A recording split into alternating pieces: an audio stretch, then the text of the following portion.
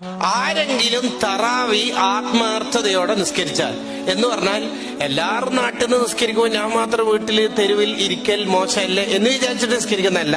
ആത്മാർത്ഥത്തോടെ നിസ്കരിച്ചാൽ ഇതുവരെ ചെയ്ത മൂപ്പരുടെ തെറ്റുകളൊക്കെ അള്ള പൊറുക്കും. വമാ തഖർ, ഇനി തെറ്റില്ലാത്ത ജീവിതം അള്ള കൊടുക്കുകയും ചെയ്യും. ഇതാര് കേട്ടു? ഇബ്ലീസ് കേട്ടു.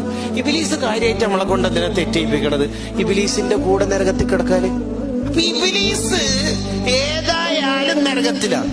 ഒന്നിച്ച് കുറെ നരകത്തിൽ കിടക്കുന്ന ഒരു ടീമിനെ കിട്ടണം. അതിന് മൂപ്പരുടെ ദോഷം പുറത്താ പ്രശ്നം. ദോഷം അവിടെ തന്നെ ഉണ്ടാവണം.